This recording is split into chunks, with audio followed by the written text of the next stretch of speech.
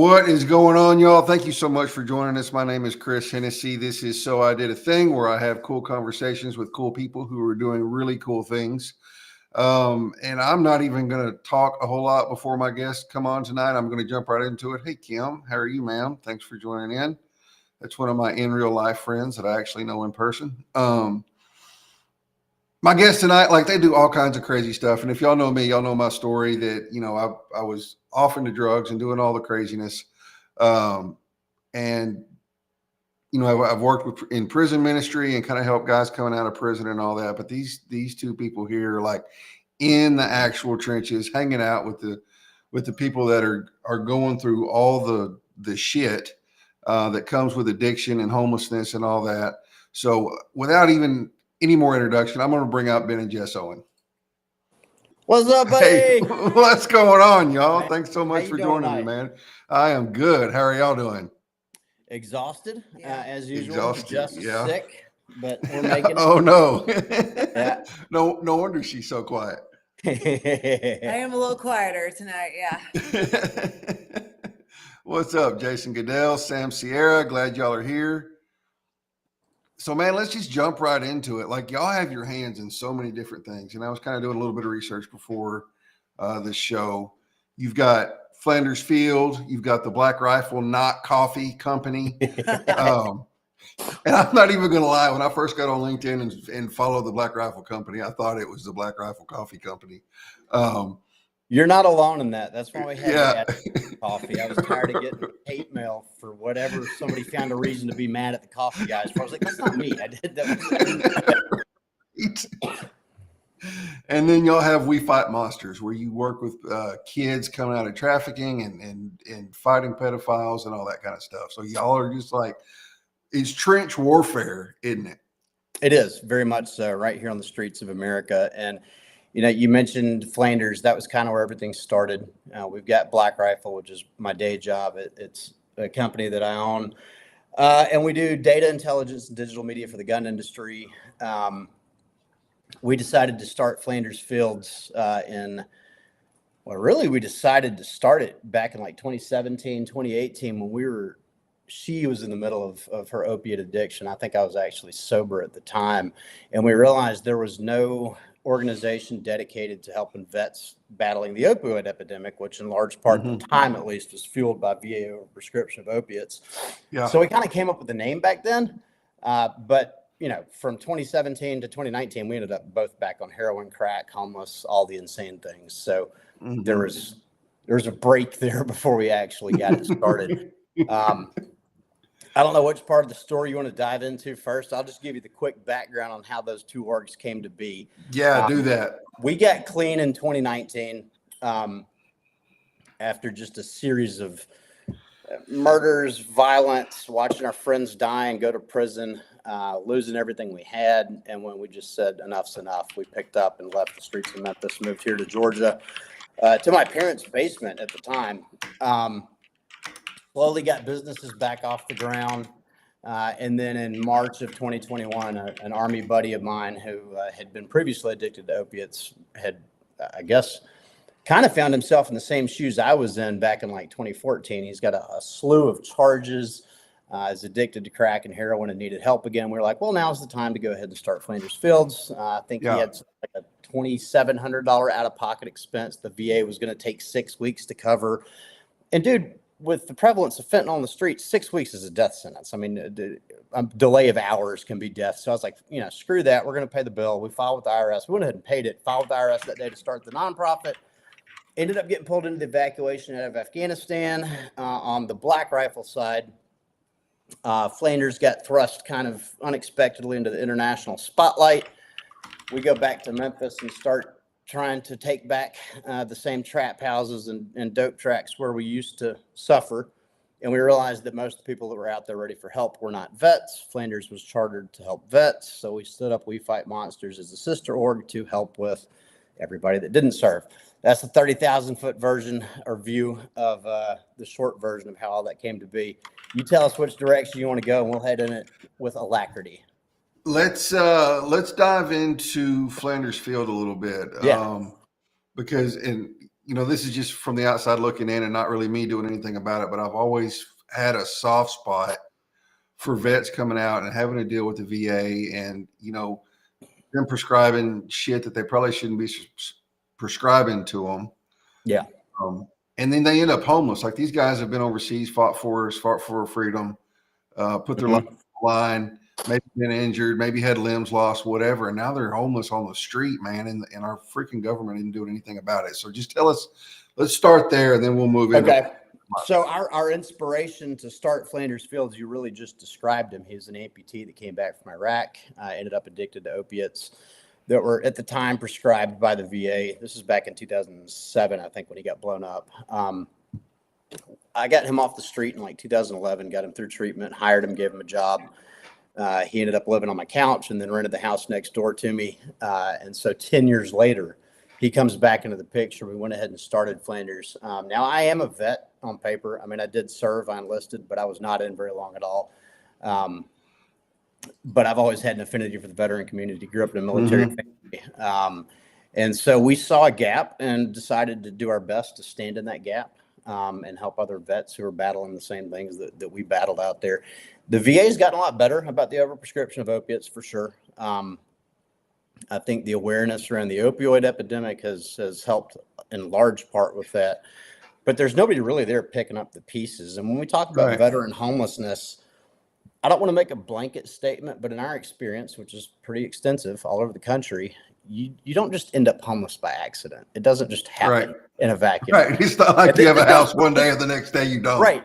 This goes for everybody. This isn't just for vets, but with veterans in particular, I don't think I've ever encountered one that was homeless that wasn't struggling with addiction, alcoholism, or mental illness, or all three. Yeah. And so as a society, we all want to see veteran homelessness stop, but there's not really anybody out there that we could find at the time who was attacking the root causes of veteran homelessness, which are addiction and mental illness. And so that's where we kind of dove right in. We've got that lived experience. We've been homeless on the streets, in the trap houses. We know what it's like. We know what it takes to get clean.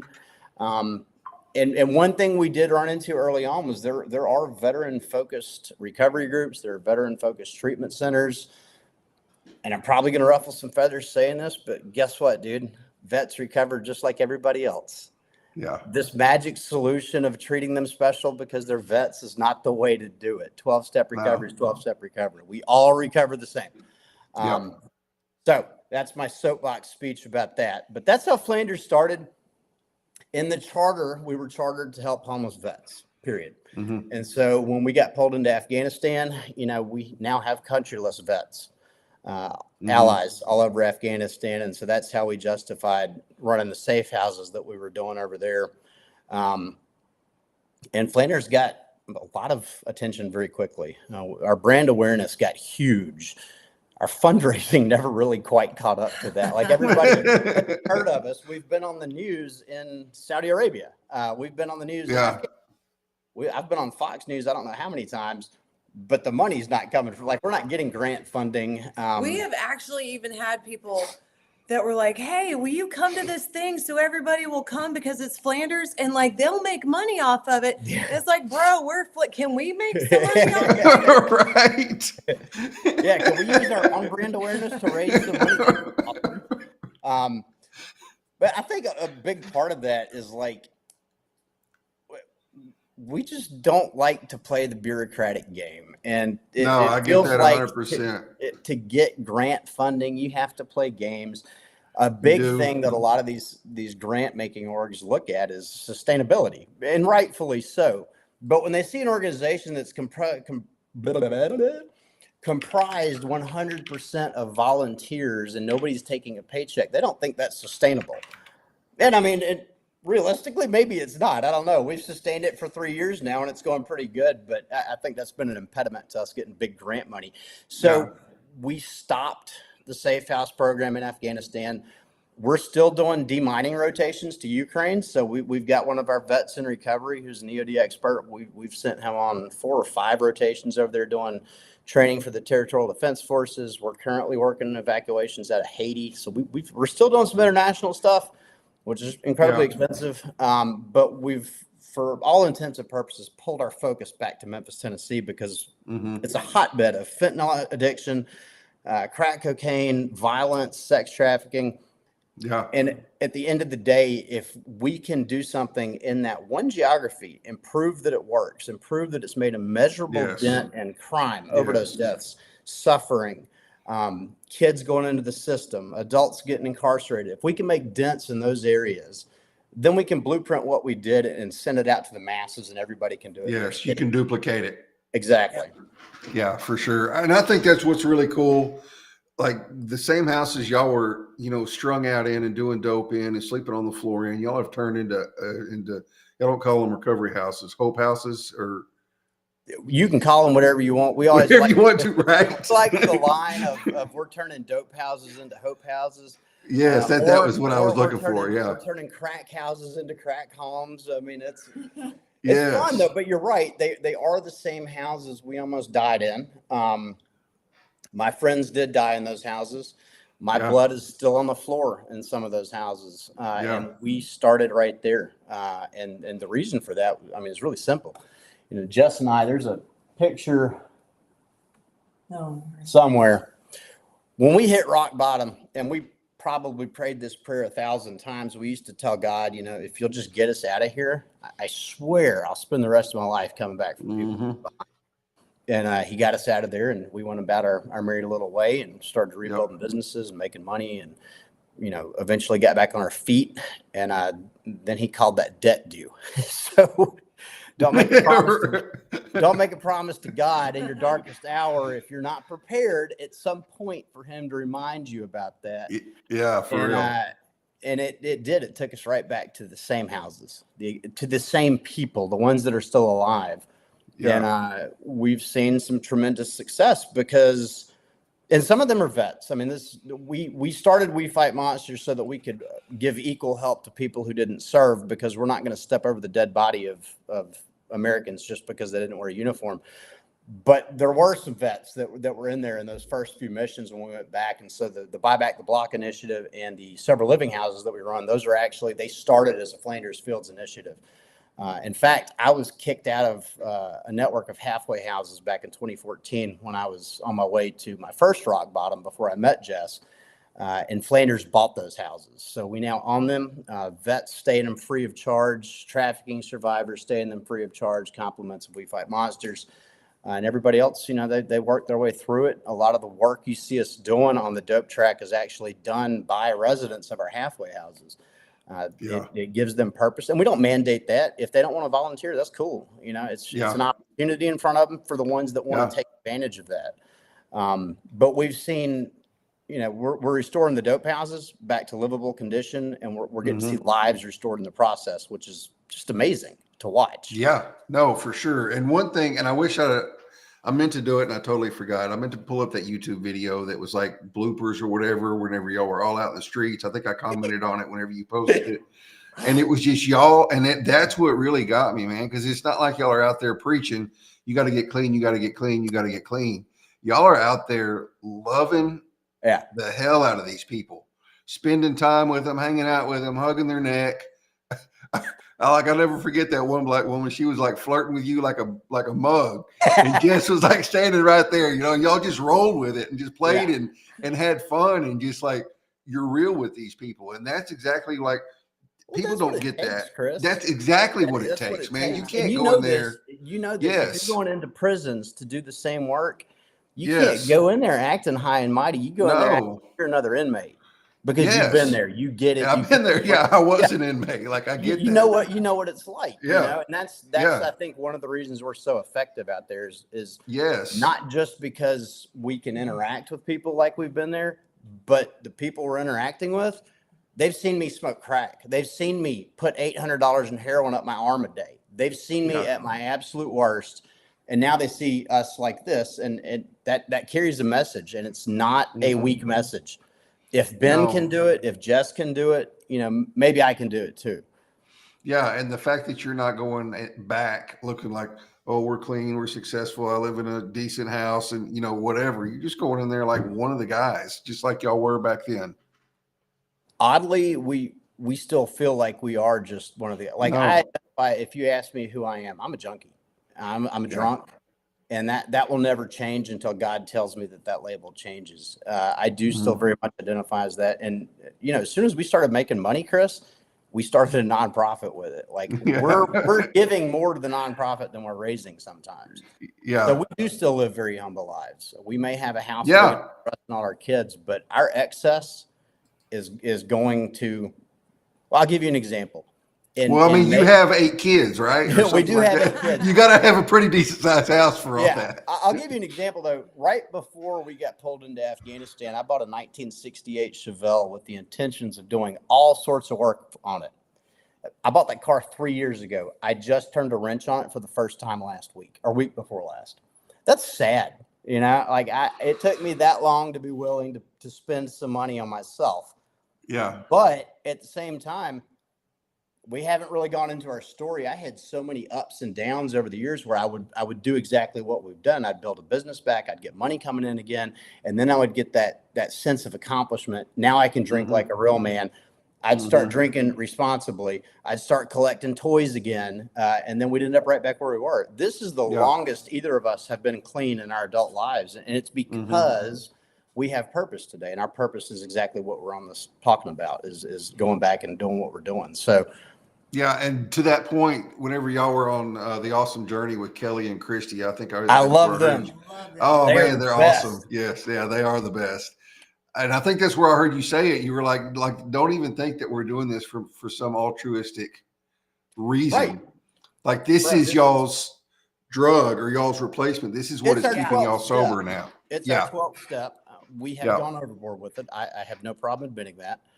That's what addicts do, man. That's exactly right. Because you don't lose that addiction, and it never leaves you. You just have to put it on something else. So this is our something else. Yeah, you see a lot of people in recovery that will, get on fire for God, and that's awesome. They'll get on fire for working out, and that's awesome. This is, we're on fire for this. And God and working out too. I mean, we go all in on everything. Right. I'm going to say Chris Smith, and I texted him before we started and told him y'all were going to be on. He was teaching a recovery class. He just said to tell y'all hi and he loves you, but he went into the working. Chris Smith is, man, dude, like he is like, I've done, I don't know, well over 100, 150, maybe even 200. I hadn't even counted it. I don't even know how many episodes of different shows that I've done. And he is by far in the top 5 of my favorite guests. Like he's just a bad son of a gun. Like I just want a camera on him whenever he's every talking. Time even if talk, I just want to be like, just hold up, let me get my camera. Yes. Yeah, it is, man. To a point where I could speak as comfortably and just effortlessly as him, even half as effortlessly. I think I'll be good. I think then I could go raise the money we need to raise to save the world. That guy, he is a speaker like no other. Dude, like the first time I ever got on a Zoom call with him, just talking to him in normal conversation, you're sitting there like with your jaw on the floor. Yeah, 100%. Like, bro, how do you do this, man? I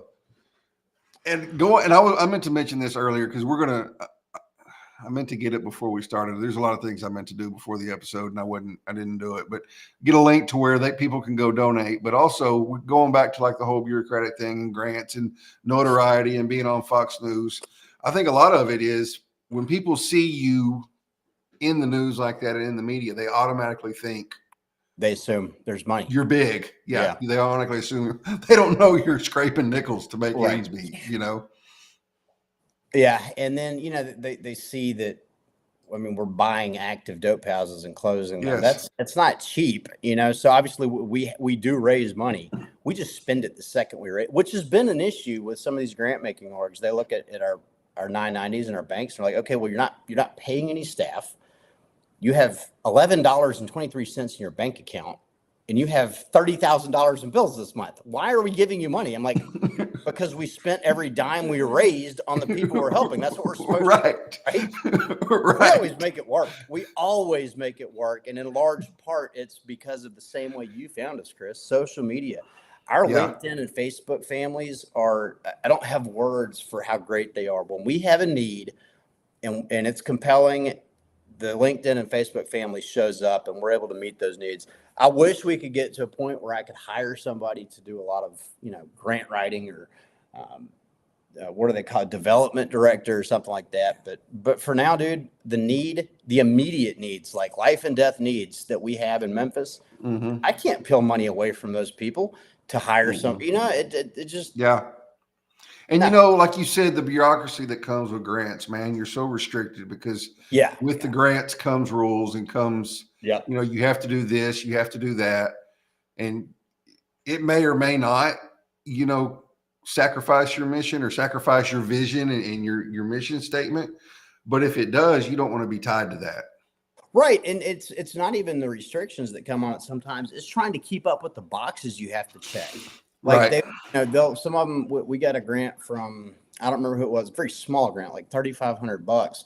The reporting requirement that came on the tail end of that blew my mind. Like it took hours. And I'm like, dude, I literally could have just gone live on Facebook for 3 hours and raised that much money. Right. Or more without having to do paperwork. So it is what it is.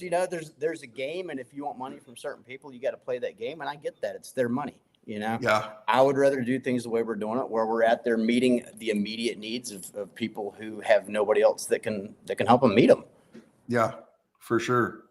So where can people go donate? And I'll put links in the comments. Okay. Is it FlandersField.org or it's Flanders Fields. So both plural, Flanders, Fields. like Ned Flanders, FlandersFields.org for vets. And if you're more called to help with the trafficking survivors or kids, it's WeFightMonsters.org. But I'll be totally transparent. Both orgs, basically, it's the exact same mission. It's the exact same board. It's the exact same volunteers, and it's the exact same houses. Flanders dollars can only go to vets. That's the difference. Yeah. So tell us how you got started how did We Fight Monsters come about? So you want to tell that story about going back? Or you want me to? Oh, I feel like you've been talking the whole time. I know. And he has. I've been so sick all day, so I'm so off, and I'm so sorry. I was so excited because I love you, dude, and I wanted to come on this podcast. Now I feel like an asshole because I'm just so quiet right now. No, you're good. Well, I'm throwing you a bone. You want to talk about how we went back and everybody was dead, and we were like, well, okay. So we go back to Memphis, and we're like, yeah, we're gonna go find all these vets, and we're like, because we did have the 1-9 Marine, and that's one of them that we were definitely going back for. We found him. He wasn't quite ready. And we kept finding that a lot of the vets that we would find that were like, hey, we're here. You ready to get clean? We got, they weren't ready. A lot of them were not. So we found, the other people that we went back for, they were not vets. And some of them were ready. And we ended up taking a lot of money out of our own bank account because we couldn't use Flanders dollars for it, IRS and, all that. We're only chartered for pets. Right. So we decided we're like, well, I'm not going to just tell you screw off because you didn't serve, we're going to take care of you too. So we decided to do another nonprofit, and this one's for everybody. So we decided to do We Fight Monsters. And I think right at that time is that when Jade happened with Leah and baby? No. So we filed for We Fight Monsters that day right there. Okay. Or that was the day that motivated us. We went back when we were out there, I'm just going to speak incredibly bluntly right now. Jess was never a prostitute to feed her addiction, but a lot of women were. And I have never used the services of a prostitute, but most other addicts out there do. So the prostitutes viewed Jess and I as a safe place. And at first, we were giving them, a place to stay sometimes or rides. And then as we got further and further into our own rock bottom, the script flipped. They were feeding our kid because we couldn't. They were making sure we had gas in the truck. And so a lot of our closest friends out there were prostitutes. And that's who We Fight Monsters initially stood up for, because we went back to find them. And I think the first time we went back, we had a list of 14. Remember that promise we made God? We're going to come back for everybody we left behind. Well, I think we had a list of 14, and 6 of them were dead the first trip. Most of them from fent overdoses. There were a couple of murders. And man, that pattern repeated. The more we went back, the more we were losing. And we did spend a very significant amount of money out of our personal bank accounts because only one of the prostitutes that we were going back for was a veteran. And the rest of them, you know, we were having to get them off the streets, into detox, into treatment. You know, today we've got really good relationships with a lot of the treatment providers, the detoxes. We can get them covered under grants on their end. And so anyway, that's a long version of saying that's the reason we set up We Fight Monsters. And then We Fight Monsters kind of had its own Afghanistan with Jade and Leah. And what I mean by that is we had an event that really catapulted that into the spotlight on social media. Child sex trafficking survivor who was on drug court at the time had an infant 4 weeks old that the dad shook and almost killed. And so we got asked to go essentially recover her from the abuser. The baby was still in the hospital, and the several living houses that we own, we can't have kids there legally. So we went and signed a lease personally for We Fight Monsters to have a house for women and kids. And so that's been, I think, for us, one of the most rewarding things that we do is to get to see the women and kids in that house rebuilding their lives. It's grown significantly. That girl has since graduated drug court and is in her own place now. She's moved off on her own, working. That's awesome. Hell yeah. Yeah. And baby Leah is doing amazing. And this is a baby they said would not really develop well. She would not be normal if she even lived. Yeah, they were talking years of hospitalization, and we saw miracle after miracle take place. She's doing amazing right now. That's so awesome. Yeah. She's like 9 months old. I mean, just developmentally almost advanced, but definitely on point with where she should be. Yeah. That is so cool, man. So how many houses do y'all have now? So we've got 4 halfway houses. 3 are the Rebos, the ones that he got kicked out of.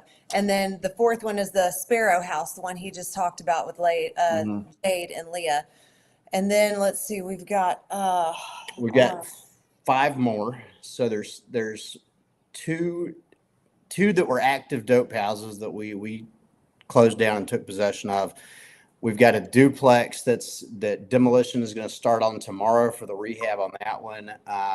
We've got an empty lot that we're going to do a playground on if we can ever get the money. So 9 houses in total, I think. Okay. That's awesome. Yes, 5 or 6 of them livable and good. You know, all told, I think we're housing somewhere in the neighborhood of 70 individuals, men, women, and kids. No shit. Yep. Yeah. Now 40 to 50 of those are in our halfway houses. The rest, like I said, with the situation, Jade and Leah, we went and signed a lease. There have been a few of those situations where I won't put my name on a lease, but I will come up with the money to pay 6 months on your lease if we can get you approved somewhere. So or some people, we've got them in their own homes and we're supporting them, like Big Red. So yeah, there's a lot of people in Memphis dependent on us right now. And the goal is not for us to be doing handouts. Like it's a hand up always, you know, we don't just give them. So we got to see, you know, some sort, like Jade's a perfect example of that. Jade grabbed life by the balls and just got job and then another job and just worked until she could be self-sustaining. And that's always the goal with these people. Yeah, for sure. Is to get them to where they can be just like us. Except you know, we want them to carry the mission forward and do exactly what we're doing. And a lot of them. That's awesome, man. So when you say demolition, y'all are demolition like for remodeling? Yeah. So this house, it was bad. It was actually a brothel when I lived in South Memphis. So you can imagine the quality of the interior of this house. It's got to get ripped down to the studs. And so we're going to start that tomorrow. And we've had to do that with basically every form of dope. And they're built in the 1920s and 30s. They're old homes. So there's, you know, plaster on the walls. Some of them have lead paint. You know, you got all sorts of hoops you got to jump through and it's in a historical district. So it's not like you can just go in and tear the house down. The city's got something to say about that. And honestly, I wouldn't want to anyway. I think restoring that neighborhood to what it used to be is important for the ethos and the morale of South Memphis. You know, a lot of people don't know this, but South Memphis is the home of soul music. The Stax Museum there. Some of the coolest stories about integrating the integration of schools happened in South Memphis. Roselle Elementary is where the Memphis 13 were. Most people never heard that story because it was the story of the integration of 13 black students into a white school, and it was not met with any violence, protest, or insanity. It was just kids going to school, and nobody really gave a shit. And so it didn't make a lot of news. But today in 2024, if you look back at that, that's insane. That's the opposite of how it went everywhere else in the country.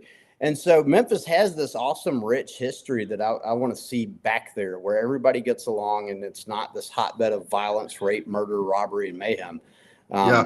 And dope is at the core of all of that, dude. Like, there's no way around that. Dope is at the center of all of it.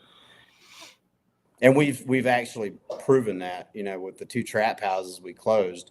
We took 2 of the most violent streets in South Memphis and have essentially stopped crime overnight. That is insane, man. That is absolutely insane. And it's crazy to me, like, just because it's a historical district, so you can't tear it down, like you said, but not that you'd want to. Like, the city won't let you, but they will let it be a brothel or a trap house. Right. I know. Well, and so, like, here's where it gets even weirder. If you don't pay the taxes for 3 years and then the city decides the house needs to be condemned, they'll tear it down. But right. Right. So I don't know. I could sit here and pontificate for days about the inefficacies of municipal government, but that's not what we're here for. No, not at all. Not at all. Man, we've covered a lot. It seems like we've been talking forever, and it's only 33 minutes in. What else do we need to know about, like, Ben and Jess and what y'all are doing, man? Like, what? I think this isn't so much about what we're doing, but just for awareness. I think one thing about our story that is unique, or maybe not unique, is that we come from totally different backgrounds, yet we ended up in the exact same trap house in South Memphis. And I think it's important for people to understand that addiction does not discriminate. I was raised by an Army Ranger who then went on to have a very storied career with the Fortune 500. I had a perfect childhood. My parents have been married for 45 years last month. I made my life chaos. Everything bad that ever happened to me was a direct result of my own terrible decisions. Same. Jess, on the other hand, I had the complete opposite childhood as him. There was, wow, I just went blank. I'm sorry. I'm so sick right now. My mom was a very violent alcoholic. And then I think once I was around like 14 or 15, she found crack, and that was her world. And, we were like stealing so we could eat. My mom taught me how to steal. I'm actually a felon for theft. Because that's kind of the life that I lived. I always fighting, and started doing drugs when I was 13, just so I could numb myself, because I just didn't want to feel. My mom used to beat the shit out of me and feed us pills. Like, we would have movie night and we would just eat pills all night. So, like, at 13 or 14, like, that was my life. So yeah, drugs don't discriminate. 2 totally different directions in life, and yet we just merged at the same place, and we met in NA, which is insane. And for all of you listening, don't do that. NA is not a good place to meet. It's not. Don't think you're gonna find happiness there. So before I was doing drugs, I was a correctional officer in the county jail, and I was a cop for a little while. And one of my best friends, like, we worked at the animal clinic together. And then her mom is the one that actually got me the job at the jail. We were talking the other night, and she's working with the trustees, and they were wanting to pass notes to some of those females. And she was telling them, like, they're not in the place that you are. You're ready to get clean. They're not. And we had this whole conversation about how 99.9% of the time, if 2 of you are in addiction together, it's really hard for both of you to get out. It is. Like, it just doesn't work. And I was like, but you know what? My guest on Monday actually did that. Actually, we didn't. Oh, didn't. In the end, we eventually. And I think that may just be because we're both too stubborn to admit So defeat. hard-headed. Thank God it worked out that way. But yeah, it's, we met in Narcotics Anonymous in 2015, very early in 2015. I was on drug court at the time. And, we were on that pink cloud, as they say. Everything was perfect. I mean, with the exception of the fact I was married. But that sounded worse than it was. All right. I was in the middle of a divorce. But things were good until they weren't. Neither of us had a solid foundation of recovery under our feet. I was 2 or 3 months clean. She was 5 or 6 months clean. We did make it to her 1 year before we relapsed, but it wasn't long after that we were both up and down all the time, using again, back in and out of jail. The first year in recovery, they say don't get in a relationship for a reason. And that goes for both. Don't it worked out good for us in the end, but even at rock bottom, we could not get clean together. I remember I put her in treatment. Was it 2017, 18? 18 for her to get together because she was worse off than I was, and that didn't go well. You know what happened the day I got her out, and then I went in 2018, 19. I don't remember. Derek take me multiple times. We would go without each other. We even went together twice. In the end, I just had to pick up and leave Memphis. Got on a Greyhound bus and came to Georgia without her, and without my kid. I was that ready to get sober, and 5 days later she realized she was too, and so thank God it worked out that way. But the point I'm making is this, Chris: if you're in active addiction with somebody you love, and you're waiting on them to make the choice to get better together, don't. It's not going to happen. Just you got to go do what you got to do for you. If it's meant to be, she's going to follow or he's going to follow. The only exception to that, I do have one, is a couple that we took. I'm not going to name names, but hopefully they're watching. Memphis police gave us this female back. They were going to take her to jail. She was like, I'm about to go to rehab. They're like, everybody's about to go to rehab when we're arresting them. She's like, no, seriously, my ride's on their way here right now. I just happened to pull up literally right after she told the cop that. And he did let us have her. And her dude went too, and they're both still clean to this day, that's the only time I've ever seen that happen. Jess and I couldn't even pull that one off, but they did it. There's, they're, I think 6 months clean right now, coming up on it. Yeah, they're doing really Nice. good. They're doing really good. Very good. So y'all are in Georgia now, or are y'all living in Memphis? We're currently in Georgia at our house. Okay.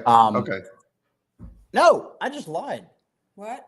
We are in Georgia. No. We got another couple that just celebrated a year clean who got clean together. I forgot. They were from Puerto Rico, Army vets, both of them. Oh, yes. They're still clean.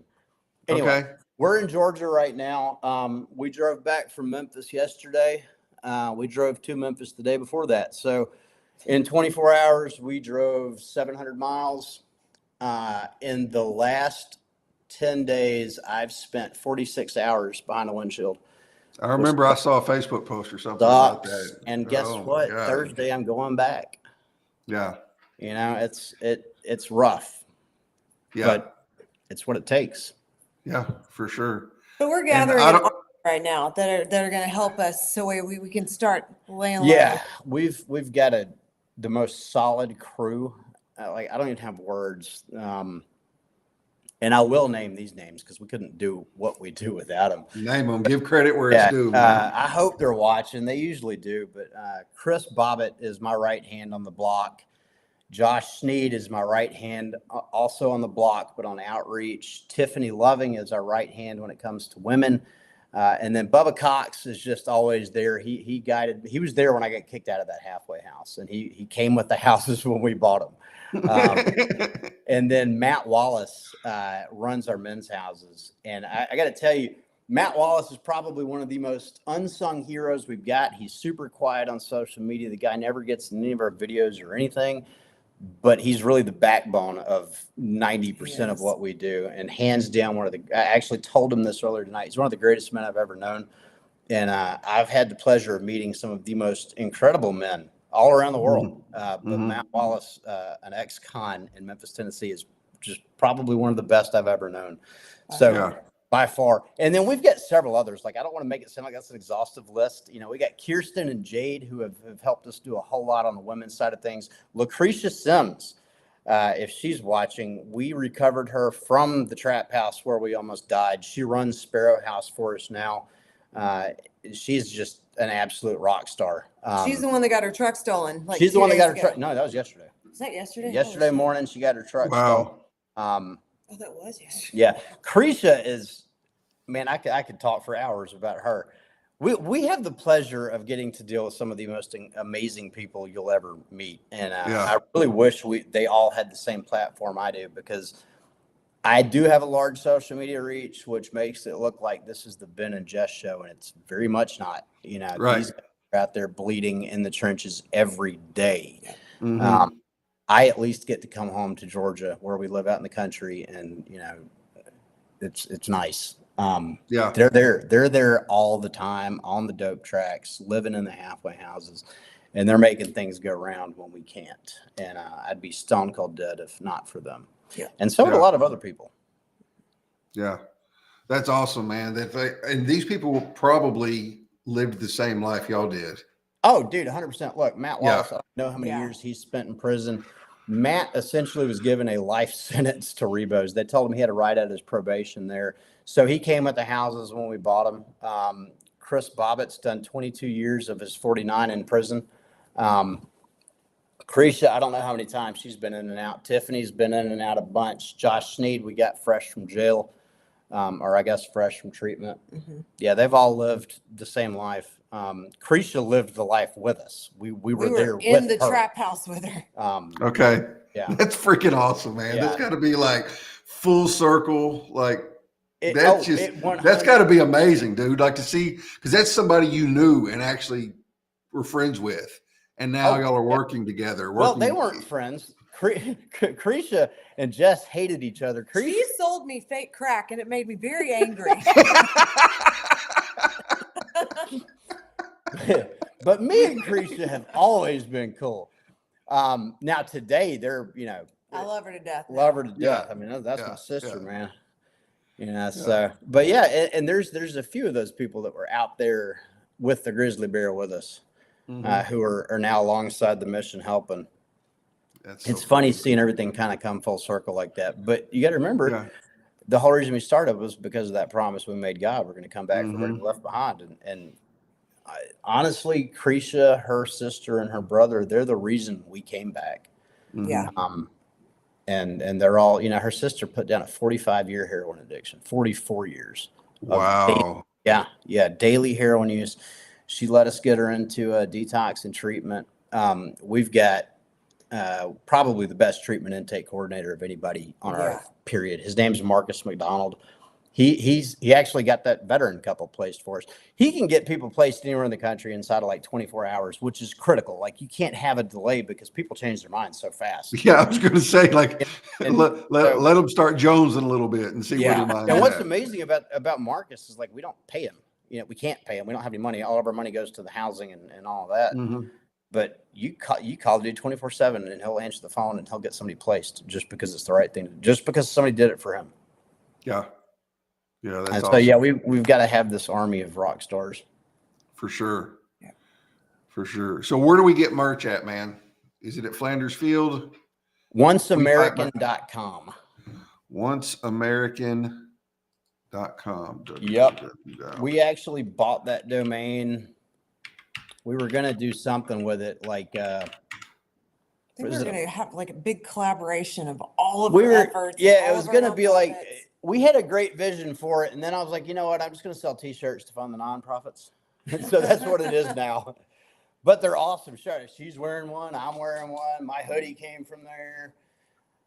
And if you search the word pedos, like pedophile, pedos with an S, there's a lot of hilarious stuff on there too that we can't really post without getting kicked off of Facebook. Yeah, there's some cool stuff on there. You can imagine how we all feel about pedophiles and child exploiters and child abusers. So, but yeah, the apparel sales for a while funded a lot of what we were doing. Now, I feel bad about this, but I think our best customers now are actually people we've helped. People that have come along, or people that help us rather. Our volunteers probably spend more money than anybody else with us, which I feel bad about, but it doesn't matter. It still funds the mission. You know, it keeps the mission forward. So. And they love it. They love send it, yeah. pictures, like their entire closet is just We Fight Monsters, and they're so proud of it. And I couldn't be happier. I love it. Yeah, out there representing, man. Oh, they're representing hard, man. It's a day doesn't go by where somebody doesn't post a picture of themselves or their kids wearing some of our apparel and tag us in it. And it's okay because they know where that money's going. Yeah, exactly. Right. Yeah. Yeah, because they're in there working it with you. That's exactly right.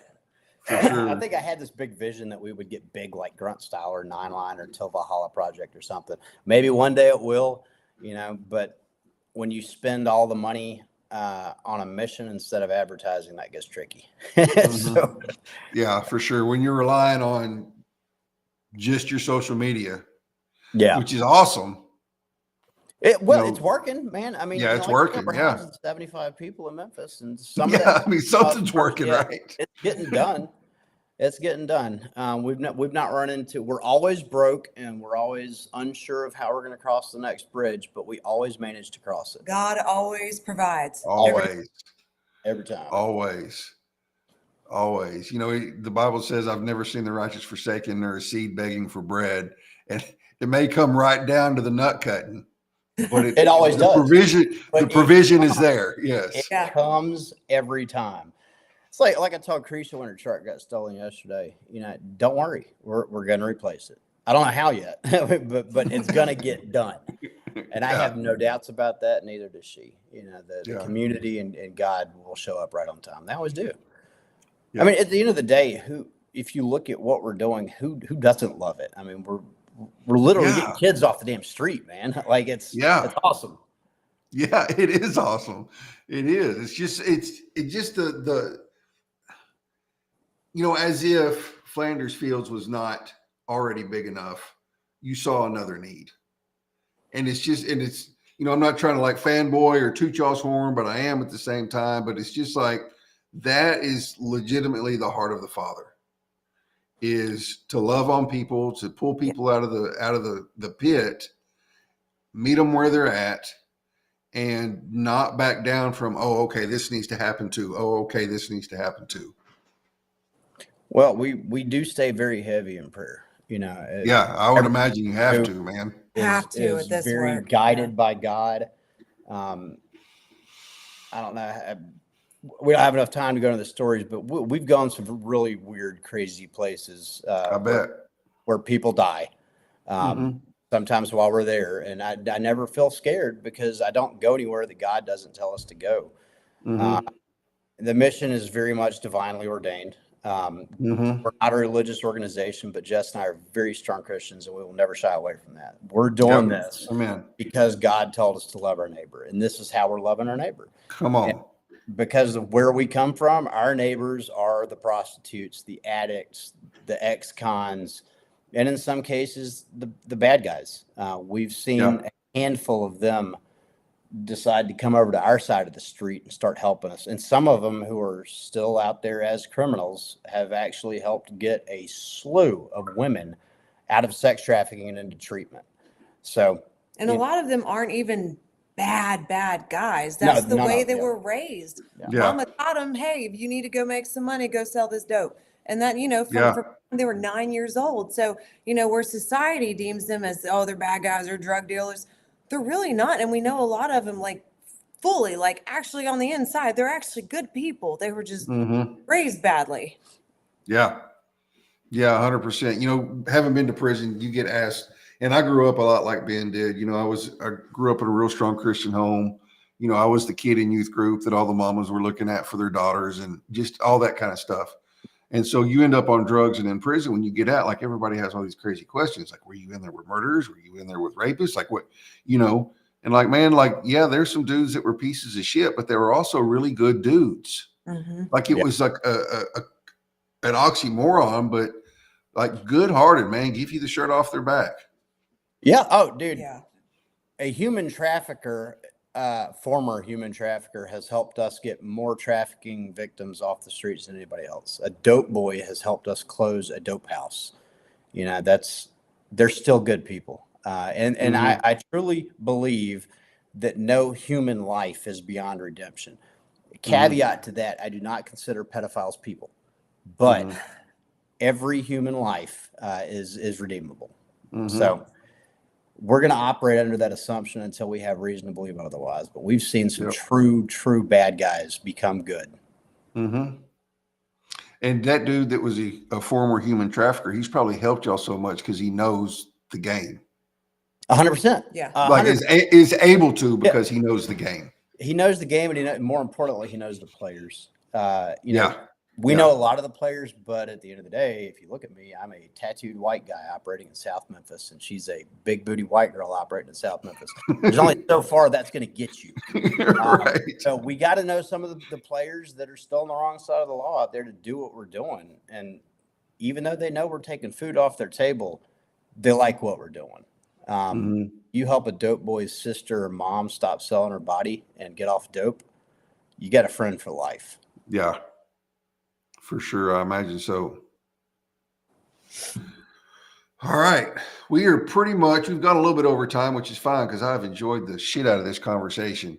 So yeah, this has been a blast, man. Like any one last thing you want to know, like any pitch, anything. You want me to take it? Yeah, you go. So for everybody watching, I try to close every conversation with this. We as human beings, and this isn't rehearsed, so I don't have like a good polished script. I probably need one like Chris Smith would have. But look, right. I do need to polish this because it's an important message. We as human beings, we're all broken in some way. We all struggle with something. And I think that our Creator has endowed inside every one of us something that breaks our heart. There's that thing we cannot stand to look at. For me and for Jess, it's kids suffering, particularly kids suffering the consequences of adults' bad decisions, whether that's war, addiction, it doesn't matter. I can't stand to see kids suffer. And I used to avoid looking at that for years. I would avoid reading news about it. Until the Afghanistan evacuation popped off and now our mission in Memphis. So what I do today, I move towards that thing that breaks my heart intentionally. And I try to make a difference. The smallest difference in the world at first is all it takes. And every day I try to do more the next day. And then I try to do more. And I think the more you move towards that thing that breaks your heart, the more people you're going to find that are aligned to you, that are trying to fight the same thing you're fighting. And they know people who are also doing the same thing. And before you know it, you're going to have an army of people who are helping make a difference in that same thing you are. But the reason this is important, the thing that breaks your heart doesn't have to look anything like what breaks mine. Right. But it's in that thing that we find our purpose for being on this earth. And a life without purpose, I mean, well, it's just pointless. But for an addict or an alcoholic like me, purpose is mission critical. I cannot stay sober without pursuing purpose. And so to sum that up, find the thing that breaks your heart, move towards it with everything you've got, find a way to make a difference in it and make some friends along the way. And before you know it, you're going to look back and be like, damn, dude, I really pulled off some amazing shit in the last year. Yeah. And that's, I think, where we all want to get as human beings. Yeah. And that is beautifully put, man. Move towards the thing that breaks your heart. And, you know, and that I say this all the time, talking to different people. It says in the Bible in so many different places, and Jesus saw them and he was moved with compassion. And then he did whatever it is that he did, healed them or raised them from the dead or fed them or whatever. He saw them, he was moved, and then he took action. Yep. And that right there is the biggest part, is the taking action. And notice it doesn't say Jesus went to find the Romans to do something about it. We're not supposed to go complain about what the government is or isn't doing. This is us, human level, our community, loving our neighbors. Yes. We're not petitioning the government to tell somebody else to go love their neighbors. Right. We're showing up. That's the critical piece of this, is that we're showing up. We're not going to social media to bitch about it. We're doing something. Right. Exactly. And I think that is just like I said, that's just a perfect example of the heart of the Father and the heart of Jesus. because, like I said, he was moved with compassion, and then he did it, and that was the way it was all through the New Testament. You're not bitching about it. You're not. Yeah, Stephen, the government won't fix it. It's up to us. Hey, look, I know he's being sarcastic. The He is, government will overcomplicate anything they can. Anything, Bureaucracies yes. end lives. I don't want Yes. the government involved in this. If they want to cut us a big fat check to go do some work, that's awesome. We'll take it. I don't Right. want to get tied up in a bureaucracy, though. Government's Yeah. going to make everything worse. Look at the war on drugs. Let's just, that one issue. It's been an abject failure from every single metric you could possibly look at. Yet, community solutions to a war on drugs, attacking it from the ground up, going out there, meeting the needs of those struggling, we're actually seeing a difference get made, and we're not having to arrest anybody. We're not sending anybody to prison. We're doing it out. So, because, and I don't know if you've ever been locked up in prison. I know you've been in jail, but prison is not made for. There are good programs in prison, and I don't know if he's still watching, but Darren Wallace, he's a good friend of mine. He's a former TDCJ warden. They have really good programs, but most of them are voluntary. Like you have to want to go to them. right. So the programs may be great, but if you're not willing to change, and it doesn't freaking matter. It doesn't matter. at all. It doesn't matter what resources are available if the people aren't willing to change. Right. That's Right. That's why Jess and I try to be ever present out there. And when we're not there, we make sure everybody knows that all of our Army can do the same thing we can do. There's somebody there if you think you're at a rock bottom. Because you know how it is, man. There's 1,000 points along the journey that could have been rock bottom if somebody had been there and said, hey, man, I've been in the hell you're in right now. Not only do I know how to get out of it, I'm going to walk out of it with you. Let's go. You know, that's different than knowing where a treatment center is, right? Right. For sure. 100%. Absolutely. Sorry, I keep starting to talk and then sucking. No, up you're good, man. I'm trying not to let her have to talk because I know she doesn't feel good. I know. Well, thank you so much for coming on, even though you were tired. We'll end it right here, y'all. Next week, I have Gabe Leal and his girlfriend, Yvette. I don't remember her name because I just recently met her. Yvette something. Anyway, they'll be on next week to talk about their podcast. They do a bunch of love and relationship stuff. And Gabe is kind of one of the guys that helped me get started into live stream producing. He was a mentor for me in that because he's been doing that for a long time. So they will be on next week. And Ben and Jess, thank you all so much. Like, this was a blast. Jess, I hope you get to feeling better. Thank you for coming on, even though you were sick. Hey, Chris, thanks for having us. Thank This has you been a very blast. much. I'm Yeah, sorry it man. took so long. It's okay, man. Kelly It's and okay. Chris, thank y'all so much for telling us to do this. I know. And that's the thing, you know, that's what made me get on Facebook was I reached out to you on LinkedIn and shit got sideways or miscommunication, or you just got busy or whatever, which is totally fine. It's not like I felt like you blew me off. But Kelly was like, he is more active on Facebook. You've got to reach out to him on Facebook. So I was like, you know what? Screw it. I'm going to start a Facebook account. And I started it just to reach out to you. And now That's awesome. That's awesome. So thank y'all for being here. I appreciate it. And we will see y'all next week at the same time. Bye, y'all.